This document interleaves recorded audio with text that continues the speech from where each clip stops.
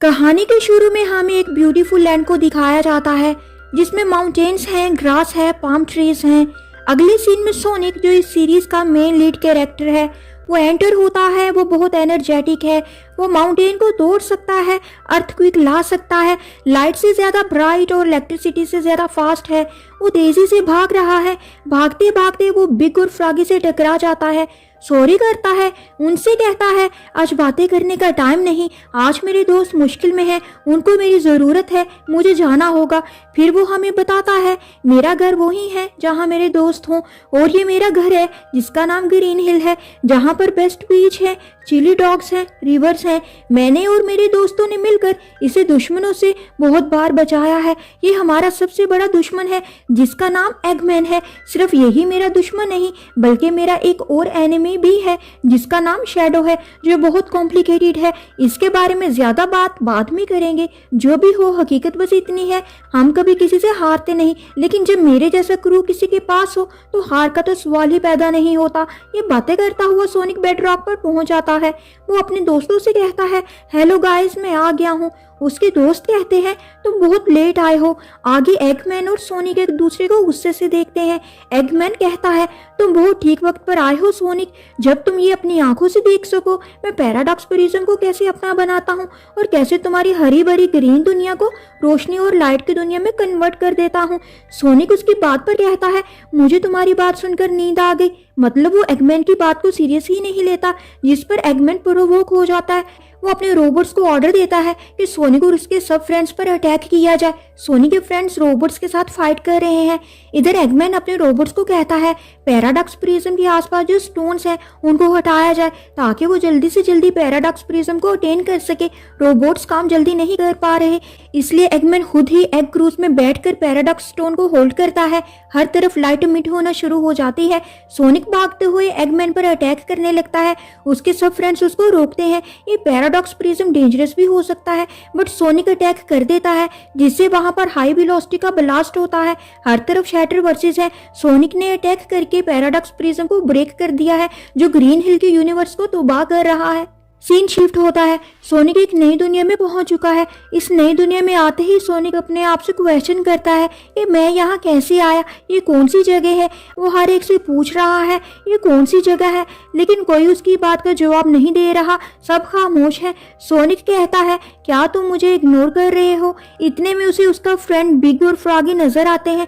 वो भागकर उनके पास जाता है। बिग और फ्रॉगी उसे रिकॉग्नाइज नहीं करते। सोनिक परेशान हो जाता है कि मैं कहाँ हूँ, यहाँ पर लोग इतना स्ट्रेंज बिहेव क्यों कर रहे हैं। सोनिक ऊपर देखता है, उसे न्यूयॉर्क लिखा नजर आता है। उसे पता चल जाता है कि मैं न्यूयॉर्क सिटी में हूँ, लेकिन मैं यहाँ कैसे आया, ये एक ऐसा सवाल है जिसका जवाब अभी तक इसे नहीं मिला।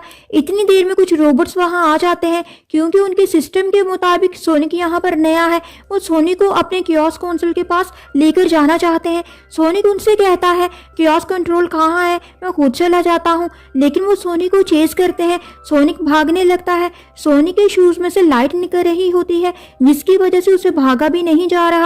उसे कुछ समझ नहीं आ रहा कि उसके जूतों के साथ क्या प्रॉब्लम है। वो इन रोबोट्स से बचता हुआ बिल्डिंग की टॉप को मूव करता है। रोबोट्स वहां भी पीछे आ रहे होते हैं।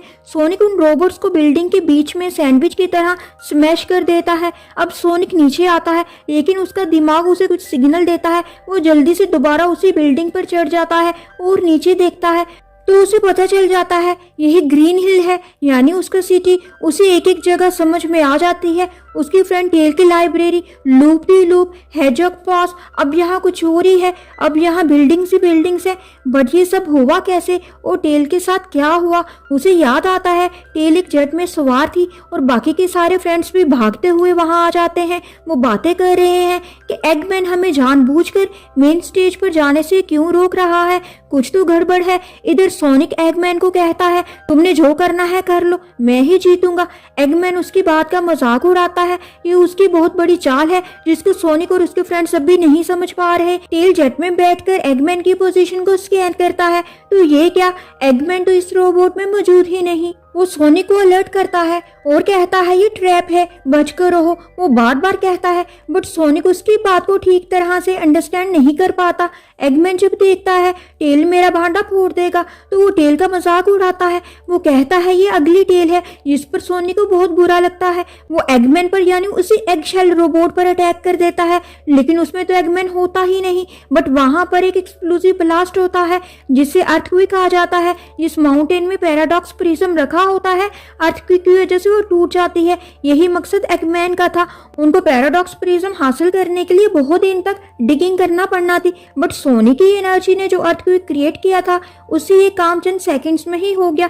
इन शॉर्ट एगमैन ने सोनिक की एनर्जी सोनिक के ही खिलाफ इस्तेमाल की थी। इन सबके दौरान टेल बहुत अपसेट होता है, बट वो क्यों अपसेट है? चाहे कुछ भी हो, टेल कभी अपसेट नहीं होता। अगले सीन में सोनिक टेल से मिलने जाता है। टेल सोनिक को बताता है कि कुछ तो गड़बड़ है। इतने में वहां पर रोज की एंट्री होती है। सोनिक रोज से पूछता है हम परेशान हैं, एगमैन की क्या प्लानिंग होगी जो उसने मुझे प्रवोक करके मुझसे अर्थक्वेक प्रोड्यूस करवाया। फिर रोज ने अपना ख्याल उनके सामने रखा कि मुझे लगता है एक शाइनी जेम जिसको पैराडॉक्स प्रिज्म कहते हैं, जो पावर का सिंबल समझा जाता है। जिस भी इंसान के पास वो पैराडॉक्स प्रिज्म होगा वो दुनिया में जो भी चाहेगा कर सकेगा। उसके पास हर तरह की ताकत होगी और वो पैराडॉक्स उस माउंटेन में है जहां पर ये सब कुछ हुआ। फिर वो सब रूज के कहने पर लूप डी लूपर इकट्ठे होते हैं इस मैटर को इन्वेस्टिगेट करने के लिए। सोनिक फिर से प्रेजेंट में आ जाता है। वो एक ट्रेन ट्रैक के पास टेल को देखता है। वो इसके पीछे जाता है। टेल अपनी वर्कशॉप पर बैठा काम कर रहा होता है। सोनिक टेल से बात करने लगता है, बट टेल उसे कहता है तुम कौन हो, यहाँ क्या कर रहे हो? मैं टेल नहीं हूँ, मेरा नाम नाइन है। बट सोनिक उसे कहता है तुम टेल हो, मेरे बेस्ट फ्रेंड हो। टेल को सोनिक की बात पर गुस्सा आ जाता है। वो अपनी 9 टेल से उस पर अटैक करने लगता है। सोनिक भागते भागते खुद को टेल के अटैक से बचाता है। सोनिक पर अटैक करते हुए टेल खुद गिर जाता है। सामने से ट्रेन आ रही होती है। सोनिक टेल को बचा लेता है। टेल ये देखकर हैरान रह जाता है कि सोनिक ने मुझे बचाया और मैंने इसको अटैक किया। वो सोनिक से कहता है मुझे तो यकीन नहीं हो रहा तुमने मुझे बचा लिया। सोनिक उसे कहता है हम दोनों दोस्त हैं, हम दोनों बेस्ट फ्रेंड्स हैं। बट टेल को कुछ याद नहीं क्योंकि वो टेल नहीं बल्कि टेल का वेरिएंट है।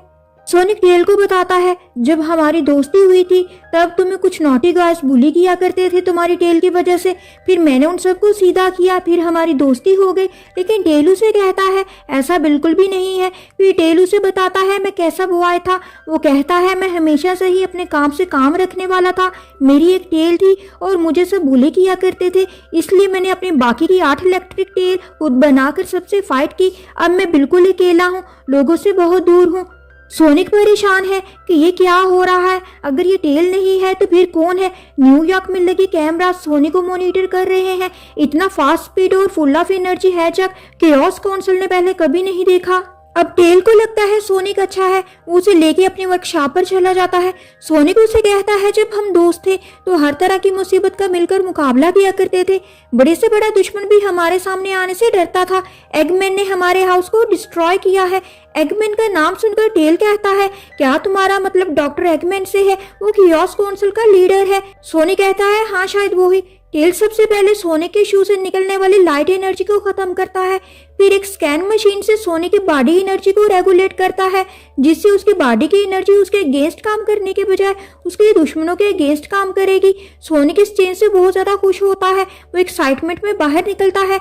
एगमैन के रोबोट्स उन दोनों को पकड़कर ले जाते हैं। सोनिक और टेल को रोबोट्स पकड़कर केओस काउंसिल के पास ले आते हैं। वहां पर एमी भी होती है जिसका नाम अब रस्टी रोज है, जो एक रोबोट है। सोनिक के सब फ्रेंड्स के वेरिएंट्स यहाँ पर हैं जिनके नेम्स इस वर्ड में डिफरेंट है। अब दरवाजा खुलता है। सोनिक के सामने एगमैन के भी वेरिएंट्स आते हैं। रस्टी रोज रोबोट बताती है कि ये केओस काउंसिल है। सबसे पहले डॉक्टर डर्निट जो सो रहा होता है, अपना नाम सुनने पर फौरन जाग जाता है। दूसरे नंबर पर डॉक्टर डीप, तीसरे नंबर पर डॉक्टर डोंट जो गेम्स खेलने में लगा होता है, चौथे नंबर पर डॉक्टर बबल जो बेसिकली एक बच्चा है। सोनिक कहता है इस बेबी से पहले मैं मिल चुका हूँ और इससे ज्यादा एंग्री बेबी मैंने आज तक नहीं देखा। क्योंकि जो रोबोट सोनिक का पीछा कर रहा था उस रोबोट में यही बेबी बैठा हुआ था जो रोबोट को मॉनिटर कर रहा था। अब फाइनली डॉक्टर एगमैन भी सामने आ जाता है। सोनिक कहता है इनको देख के ऐसा लग रहा है जैसे कोई फैमिली सालों बाद एक दूसरे से मिलती है। डॉक्टर डोंट कहता है हम फैमिली नहीं है, हम सब केओस काउंसिल के मेंबर्स हैं। फिर रोबोट रस्टी रोज के कहने पर सोनिक के डायग्नोस्टिक टेस्ट किए जाते हैं ताकि पता चल सके इसमें कितनी एनर्जी है। सबसे पहले स्ट्रेस टेस्ट किया जाता है। सोनिक पर लेजर रेज गिराई जाती है। वो जंप लगाकर आगे मूव करता जाता है और बचता जाता है। फिर उसे प्रेशर्स में से गुजारा जाता है, वो यहाँ से भी बच जाता है। जब रोबोट रस्टी रोज टेस्ट का रिजल्ट चेक करती है तो रिजल्ट ठीक नहीं होता क्योंकि सोनिक की एनर्जी उस काउंटिंग डिवाइस से बहुत ज्यादा होती है। अब वो सोनिक का रनिंग टेस्ट करते हैं। सोनिक 9 को कहता है मेरी हेल्प करो।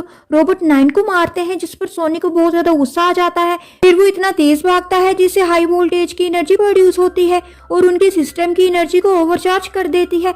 9 कहता है मुझे पता था उसकी एनर्जी इतनी होगी जितनी एनर्जी से पूरे सिटी को चार्ज किया जा सके। अब सोनिक को चक्कर आने लगते हैं, उसे हेल्यूसिनेशन हो रहा है, उसे शैडो दिखाई दे रहा है। अब हमें फिर से पास्ट का सीन दिखाया जाता है जहां पर सब फ्रेंड्स लूप पर इकट्ठे हैं। सोनिक उनकी बात कंप्लीट होने से पहले ही वहां से चला जाता है। फिर वो सब एक जहाज में बैठकर उसी माउंटेन की तरफ जाते हैं जहाँ पर पैराडॉक्स प्रिज्म के होने की चांसेस है। वो लोग वहां लैंड करने लगते हैं। इधर सोनिक भागता हुआ आ रहा है, वो भी उसी माउंटेन पर अपनी फ्रेंड्स की हिफाजत के लिए जा रहा है। वो इतना तेज जा रहा है कि वो शैडो से टकरा जाता है और यहाँ पर इस सीरीज का फर्स्ट एपिसोड खत्म हो जाता है।